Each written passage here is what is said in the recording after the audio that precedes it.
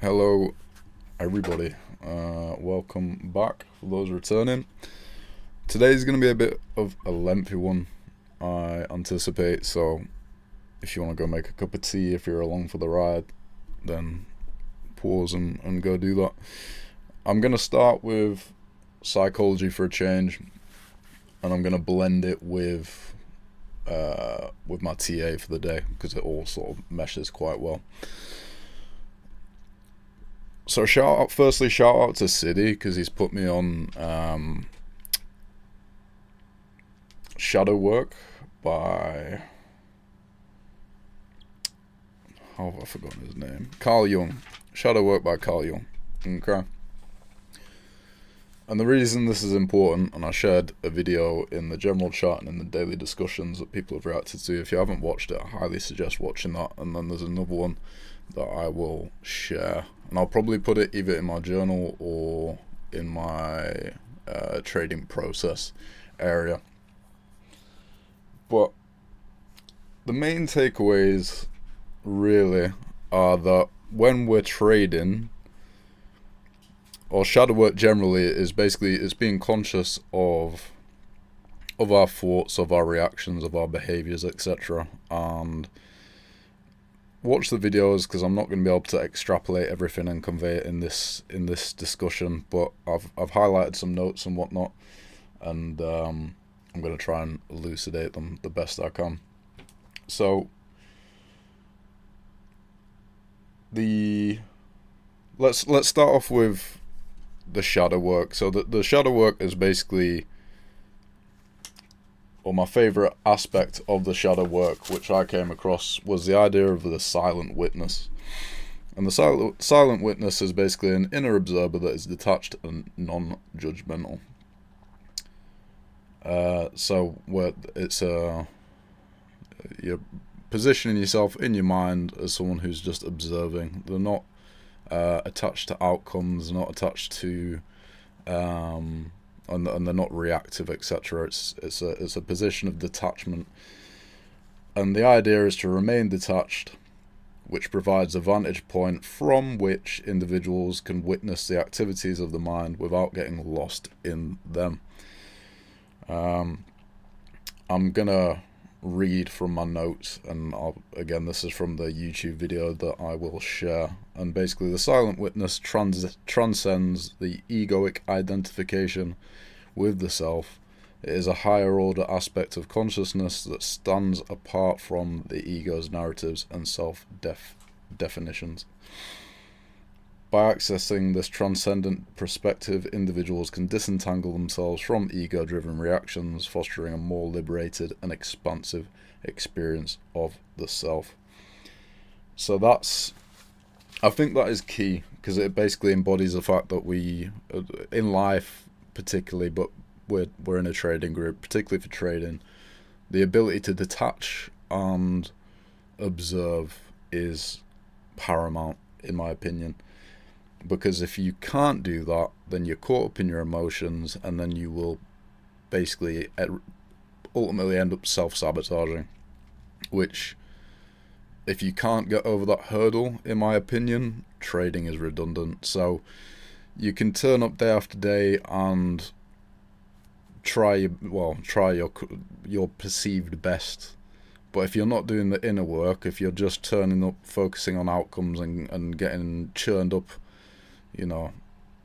day after day or week after week, maybe you'll do well for a while and then you fuck yourself up. That's self-sabotage. And the definition of self-sabotage from the video is when you're acting against your conscious goals. So that basically highlights the idea that we need conscious goals. So may sound redundant to some people, but having something to strive towards, having something to look forward to, having something to set your sights on is of the utmost importance. So self-sabotage, this is when you're acting against your conscious goals. So highlighting some goals, the reasons why you want to be a trader, all this sort of stuff, that is important, because if you don't have that, you're just going to spin your wheels, and you're probably not, you're not aiming towards anything, so you're certainly not going to move towards anything. What is the saying or the quote? Something along the lines of, no winds favor a ship that doesn't know where they're sailing, basically. So if you have no idea, if you have no bearings of where you're wanting to go, then you're just going to get blown about, and you're not going to get to any determined destination, obviously. Along in the video, it speaks on individuation, which Carl Jung classifies as a line of communication between your conscious and unconscious mind. That's what we want to develop, because the self-sabotage is usually an unconscious. It's when we've lost control of ourselves. It's an unconscious action. So we're unconsciously getting in our own way, and we want to figure out why that is. And that's where shadow work comes in, because shadow work, in the video that I shared, is essentially the question of asking why. You know, monitoring the mind, and when thoughts or behaviors, etc., pop up, you ask yourself why is that coming up, why am I thinking like that, why am I behaving like that, etc. And you just repeat why, because of XYZ. I've got a few examples I'll share.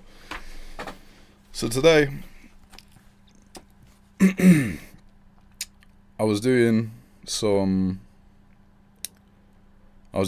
started doing basically replaying the previous day's action in the morning. So the following morning I'll go through the action, see what I've missed, try and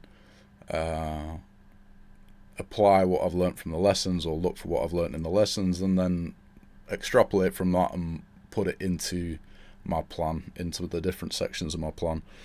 So I noticed today I'm locked in, I've done my morning routine, I've woken up, I've got some sunlight, I've meditated, I've had my coffee, I've had my meth blue, I'm ready to go, I'm primed.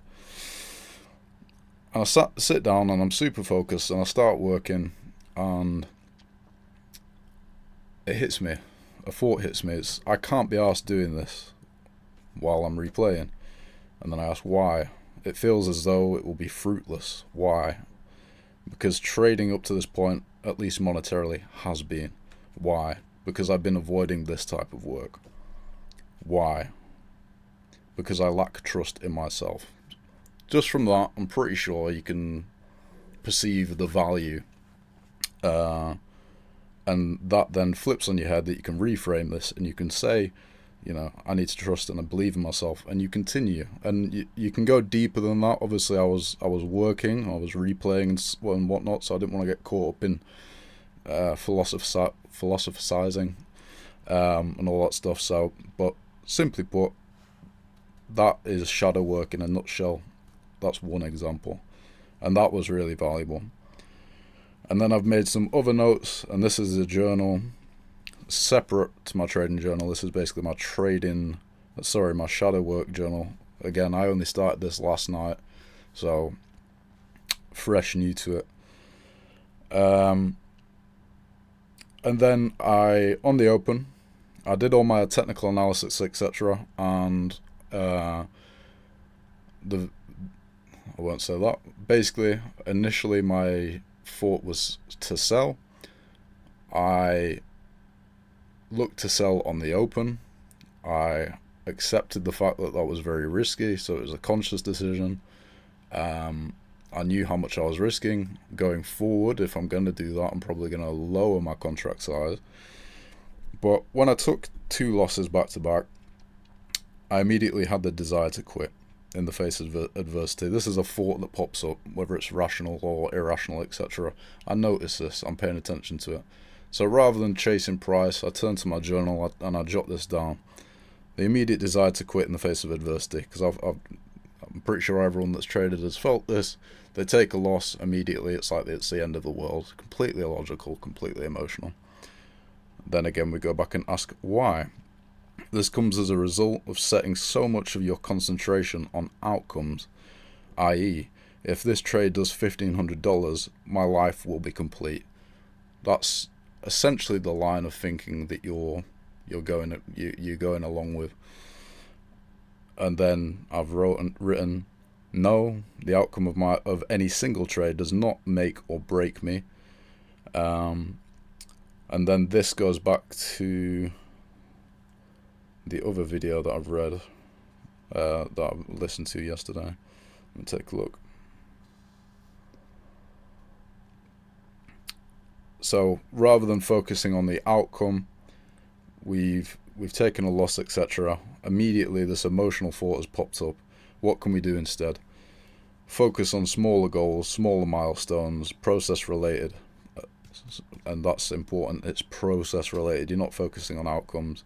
Then the outcome will change as a result. So basically you're doing the work, and then as a result of that, the outcome will change. So if you're focusing on making X amount of dollars per trade or winning this many times, outcome, that's when it leads to self-sabotage, because you're placing your value, I guess, on something that's pretty much out of, well, it's essentially out of your control if that's what you're focusing on. If you're focused on the outcome instead of the approach, the system, the technicals, etc., chances of you gaining consistency, no matter how long you do this, and I think everybody's heard of people that have been trading for 5, 10, 15 years that still haven't gotten fucking anywhere, because they've not looked inwards, as this shadow work allows you to do. And then one more, the last note in terms of the shadow work from the journaling today was that when price is moving and you don't know why, the feeling of discomfort as price is moving off without you reflects that you doubt yourself and your abilities. So when price is moving and you're like chomping at the bit to hop on board, you're essentially admitting to yourself that you don't think there's going to be another opportunity. You think that, you know, that this is it, this is the last dance. If I don't catch this trade, I'm fucked. It's completely and utterly irrational, and it's not until you actually take note of these feelings and you don't judge them. You're not going, oh well, that's stupid, da da da da da. You're spotlighting them, and it's the shadow that's coming out. And you're not repressing your shadow. You're not ignoring it. You're shedding a light on it. It feels, and from shedding a light on it, it basically dissipates. It sounds very simple, and it is, but it's very, very effective from what I have seen. So those are my notes from that. That's cool. So what have we covered? Yeah, so basically asking why, etc. As I say, I'll post the videos in the chat, or I've posted one of them in the chat. I will post both of them in my journal or in the MB processing area, in the trading process, in the Scalper Discord. Keynotes from one of the videos, I shared it in, I think it was a general chat, etc. I think her name is Zoe. Honestly, one of the best videos that I've watched on YouTube ever. It's certainly worth a watch. And she said, you know, start in terms of shadow work, etc., or just life in general. Start small, otherwise how can you trust yourself with something big that will only lead to self-sabotage? So again, you're not focusing on the big outcome. You're not focusing on 5, 10, 15, 20k a month. You're not focusing on the stuff that, you know, Uzi and Saib have achieved as a result of doing the self-work. And, you know, they've been trading 5, 10, 15 years. If you're focusing on what they're producing rather than what they're trying to teach you, then you're just going to spin your wheels. So it's coming down to, it comes back to, if you're neglecting the work, if you're not